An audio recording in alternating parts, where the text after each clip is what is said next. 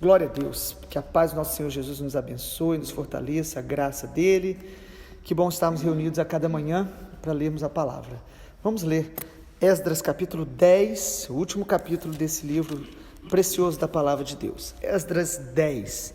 Enquanto Esdras orava e fazia confissão, chorando, prostrado diante da casa de Deus, uma enorme congregação de israelitas, homens, mulheres e crianças, se reuniu em volta dele. O povo chorava amargamente. Então Secanias, filho de Jeiel, um dos filhos de Elão, tomou a palavra e disse a Esdras: nós temos transgredido contra o nosso Deus, casando com mulheres estrangeiras, que pertencem aos povos desta terra. Mas quanto a isto, ainda há esperança para Israel. Façamos agora uma aliança com o nosso Deus, de que despediremos todas essas mulheres e os seus filhos, segundo o conselho do meu Senhor e dos que tremem diante do mandamento do nosso Deus. Que se faça segundo a lei. Levante-se, pois, isto é incumbência sua, e nós o apoiaremos. Seja forte e mãos à obra. Então Esdras se levantou e fez com que os principais sacerdotes, os levitas e todo Israel jurassem que fariam segundo esta palavra, e eles juraram. Esdras se retirou de onde estava, diante da casa de Deus, e foi para a câmara de Joanã, filho de Eliasibe.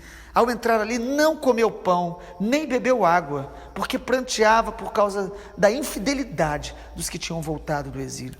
Depois anunciaram em Judá e em Jerusalém que todos os que tinham voltado do exílio deviam se reunir em Jerusalém, e que se alguém em 3 dias não viesse, segundo o conselho dos chefes, dos anciãos, todos os seus bens seriam totalmente destruídos, e ele mesmo seria excluído da congregação dos que voltaram do exílio. Então todos os homens de Judá e Benjamim, em 3 dias, se reuniram em Jerusalém. No dia 20 do 9º mês, todo o povo se assentou na praça da casa de Deus, tremendo por causa daquele assunto e por causa da chuva intensa. Então o sacerdote Esdras se levantou e lhe disse: vocês foram infiéis, casando com mulheres estrangeiras, aumentando a culpa de Israel. Portanto, façam confissão ao Senhor, Deus dos seus pais, façam o que lhe agrada, separem-se dos povos desta terra e das mulheres estrangeiras. E toda a congregação respondeu em voz alta: que assim seja. Faremos segundo as suas palavras. Porém o povo é muito, e sendo a época das chuvas, não podemos ficar aqui do lado de fora. Isso não é coisa que se faça em 1 ou 2 dias, pois somos muitos os que transgredimos neste assunto. Que os nossos chefes decidam por toda a congregação, e que todos os que em nossas cidades casaram com mulheres estrangeiras venham a eles num dia marcado, acompanhados dos anciãos e dos juízes de cada cidade, até que se afaste de nós o furor da ira do nosso Deus por causa desta situação. Apenas Jonatas, filho de Azael, e Jazeías, filho de Tikvá, se opuseram a isso, apoiados por Mesulão e pelo levita Sabemtai. Os que voltaram do exílio fizeram assim. Então o sacerdote Esdras escolheu nominalmente chefes de famílias, segundo a casa de seus pais. Se sentaram no 1º dia do 10º mês para examinar essa questão, e no 1º dia do 1º mês concluíram o exame de todos os casos de homens que haviam casado com mulheres estrangeiras. A partir do versículo 18, amado, nós temos a lista do nome dessas pessoas que estavam ali, cabeça das famílias, para tomar essas decisões. Vamos ler o versículo 44 também, o último versículo. Todos estes tinham casado com mulheres estrangeiras, e alguns deles tinham filhos destas mulheres. Amados, o último capítulo de Esdras nos fala de avivamento. Quando a gente pensa em avivamento, a gente pensa, às vezes, em muitas manifestações do poder de Deus, em milagres e dons espirituais abundantes, e tudo isso pode fazer parte de um grande derramado do Espírito Santo. Mas avivamento começa com arrependimento. Avivamento começa com santificação. Avivamento começa com oração intensa. E às vezes a gente quer resultados do avivamento, mas a gente não quer o que realmente Deus quer tratar no nosso caráter, no nosso coração, para que o verdadeiro avivamento se manifeste. Até aqui os irmãos viram do capítulo 1 ao 9 como que Deus levantou Esdras, e também sabemos que no mesmo modo Neemias, para restaurar toda a cidade de Jerusalém, a identidade do povo de Israel. É interessante você perceber que eles são chamados de Judá e Israel ao mesmo tempo. A tribo de Judá é que estava retornando, mas a partir daqui, todo o Judá é chamado também de Israel, porque a tribo de Israel do norte, ela foi dispersa e nunca mais voltou para a sua terra. Então aqui Judá e Israel fala do mesmo povo, do povo de Deus, descendente de Abraão. E aí, quando a gente pensa em avivamento, a gente sempre pensa naquelas consequências boas que todos nós gostamos. Quem não gostaria? Ser cheio do Espírito Santo, ver Deus fazendo coisas maravilhosas, mas avivamento começa com arrependimento, com quebrantamento, com mudança de vida. E percebemos aqui alguns sinais tremendos de avivamento que nós precisamos praticar e buscar de Deus. Primeiro, amado, avivamento vem quando há uma volta ao Senhor de forma coletiva. Houve aqui um arrependimento coletivo. Pode perceber comigo no versículo 3 de Esdras 10, quando diz aqui que depois que Esdras estava chorando, versículo 1, confessando os pecados, no versículo de número 3, a palavra de Deus diz: façamos uma aliança com o nosso Deus, de que despediremos todas as mulheres, filhos, segundo o conselho do Senhor, e dos que tremem diante do mandamento do nosso Deus. Avivamento coletivo, ele começa com avivamento individual, mas avivamento coletivo, ele começa quando há um arrependimento coletivo, quebrantamento coletivo. Nós somos muito individualistas. A gente quer ver um país melhor, uma igreja melhor, uma cidade melhor, mas às vezes nós nos isolamos e não nos unimos a outras pessoas para juntos nos arrepender, juntos confessar pecado, juntos nos humilhar diante de Deus. A igreja do Senhor Jesus, ela é o povo de Deus que reúne-se em nome de Jesus em concordância para fazer a vontade dele. Quando nós nos reunimos e confessamos diante do Senhor, não apenas aqui o sacerdote, o escriba Esdras, ele começou a experimentar esse arrependimento, começou de alguma forma, muitas vezes Deus começa na liderança, trazendo arrependimento, levando a liderança a nos despertar pela palavra, mas agora um grupo de pessoas sente o que está no coração de Deus e reage à palavra de Deus com arrependimento.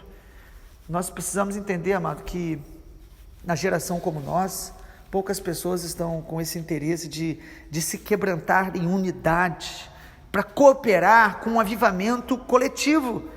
Olha só o versículo 4, quando diz: levante-se, pois isso é incumbência sua, nós o apoiaremos, seja forte e mãos à obra. Os líderes chegam para Esdras e falam: faça a sua parte e nós estamos junto com você, nós vamos te apoiar, nós vamos orar junto, nós vamos arrepender junto, nós vamos jejuar juntos, nós vamos trabalhar junto. Amado, arrependimento individual vai nos levar a arrependimento coletivo, vai nos levar à unidade, que a unidade é a manifestação da humildade de Jesus em nós, do propósito de um propósito maior do que apenas os nossos. Nós precisamos nos unir para chorar diante do Senhor, e não espere por outros. Há muitas pessoas que vivem sempre criticando os outros, vendo o defeito de outros. É uma maneira de esconder os seus próprios defeitos, é uma maneira de tirar os olhos delas mesmas. Elas culpam os outros. Se arrependa diante do Senhor e se una a pessoas para juntos orarmos, chorarmos pelo Brasil, pelas nossas famílias, pela cidade. Então, o primeiro aspecto do avivamento que vem no capítulo 10, isso aqui é um avivamento, é o arrependimento coletivo. Em segundo lugar, a gente percebe, junto com esse arrependimento, uma esperança renovada. Olha o versículo 2, há uma esperança que renovada em Deus, quando a palavra do Senhor diz: então Secanias, filho de Jeiel, um dos filhos de Elão, tomou a palavra e disse: nós temos transgredido contra o nosso Deus, casando com mulheres estrangeiras, que pertencem aos povos dessa terra. Mas quanto a isto, ainda há esperança para Israel. O avivamento tem algo muito interessante. Quando a gente se arrepende diante do Senhor verdadeiramente, há uma tristeza, um desespero, há uma dor, mas ao mesmo tempo o Espírito Santo traz esperança. Esperança que Deus é um Deus perdoador, que Deus é um Deus misericordioso, que Deus é um Deus de graça. Ou seja, nós nos prostramos em humilhação diante do Senhor, mas nos levantamos também diante da graça de Deus. A graça de Deus faz a gente enxergar o nosso pecado de maneira gravíssima, mas faz a gente enxergar as misericórdias do Senhor para nos levantar, para nos erguer, para nos libertar da culpa, para nos libertar de toda desistência que às vezes a gente acaba achando que não tem mais jeito. Amado, mesmo nesses dias maus que nós vivemos, onde a apostasia vai crescer, o povo de Deus terá esperança renovada em Deus, esperança de nos mantermos de pé, esperança de vermos nossas famílias e pessoas ligadas a nós, nossa cidade sendo tocada pela graça de Deus, porque avivamento traz esperança em Deus. Em terceiro lugar, amado, avivamento também traz decisões radicais diante da palavra. Nós não gostamos da palavra radical, nós deveríamos gostar, porque radical fala de raiz. Deus não vai passar a mão na cabeça, Deus vai tratar profundamente as nossas raízes. E diante da palavra que eles ouviram, qual foi o diagnóstico que eles tiveram pelo Espírito Santo? Que eles estavam casados com o pecado, eles estavam aliançados com a iniquidade, e aqui simbolizado pelos casamentos que os filhos de Israel tinham feito com mulheres que eram de outros povos, o que Deus sempre proibiu. Deus sempre proibiu aliança com pessoas que têm aliança com outros deuses. Por quê? Porque a Bíblia diz que contaminaria o coração deles, e isso foi o que aconteceu com Salomão. O homem recebeu sabedoria de Deus maior do que qualquer outro homem na face da terra, mas as alianças que ele foi fazendo e casamentos com outras mulheres, isso contaminou, levou ele à idolatria. Como que você imagina uma coisa dessa? Um homem de Deus, com toda a revelação de Deus e sabedoria, mas aqui havia uma contaminação espiritual em alto nível através do casamento. É bom lembrar que Deus abomina o divórcio. Isso é um princípio bíblico absoluto, mas aqui há uma exceção exclusiva mesmo dentro da palavra de Deus, onde eles perceberam de forma coletiva que tinham que se casado com mulheres que Deus não mandou eles casar, de outros povos, e aqui há uma exceção, onde eles entendem que eles precisam praticar um divórcio coletivo. Isso não é ensino e nem mandamento. Na nova aliança é muito claro em 1 Coríntios, Paulo diz que aquele que está casado com alguém que não é do Senhor, deve permanecer casado, e que a esposa crente santifica o marido que não é crente.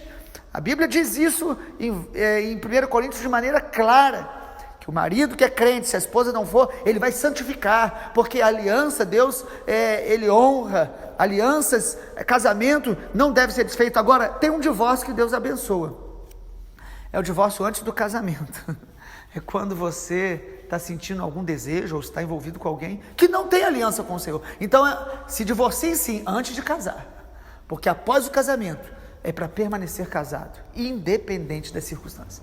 Mas nesse texto, esse casamento que havia de forma reprovada diante de Deus, há uma palavra de Deus que vem ao coração deles, onde eles fazem uma renúncia coletiva diante do pecado que eles estavam vivenciando. O versículo 5 diz: Esdras se levantou com os principais sacerdotes e com todo Israel, e juraram que faria segundo a palavra, e eles juraram. Esdras então, junto com eles, decide de uma maneira radical obedecer a palavra de Deus. O versículo 9, você percebe, então todos os homens de Judá em 3 dias se reuniram, no dia 20 do 9º mês, todo o povo se assentou na praça, na casa de Deus, tremendo por causa daquele assunto e por causa da chuva intensa. Pessoas que tremeram diante da palavra de Deus, diante do que Deus estava falando. E eles falaram o seguinte: nós vamos renunciar essa aliança pecaminosa, aliança com o pecado. por causa da palavra de Deus. Se a gente quer avivamento, Deus vai amputar coisas dentro da gente. Nós não podemos ter concessões, nós não podemos ter áreas da nossa vida contaminadas pelo pecado, em aliança com o pecado. E eles ali fizeram uma renúncia coletiva, despedindo as suas mulheres. Imagina a dor que foi. Houve um tempo para se preparar, corações partidos, sentimentos envolvidos. Mas filhos, alguns casos tinham filhos, como o texto fala, mas houve ali, o que Deus chamou eles a fazerem, amado, o que eles tinham que fazer era uma decisão radical diante da palavra de Deus. Deus vai dar palavra para mim e para você, que vão nos levar a decisões radicais diante da sua palavra, de obediência, de confissão de pecado, de assumir o nosso erro, de nos humilhar. Isso traz avivamento. Em quarto lugar, a gente percebe aqui também que o avivamento vai nos levar a conservar um coração quebrantado. É muito interessante o versículo 6, o texto fala que Esdras se retirou de onde estava, diante da casa de Deus, foi para a câmara de Joanã, e ao entrar ali não comeu pão, nem bebeu água, porque pranteava por causa da infidelidade. A gente percebe que Esdras, não apenas de maneira fria, olhou para o povo e disse: vocês precisam abandonar o pecado, se arrepender. Há muitas pessoas que se tornam como se fossem fiscais e juízes da igreja e da vida alheia, sem amor nenhum. Esdras não.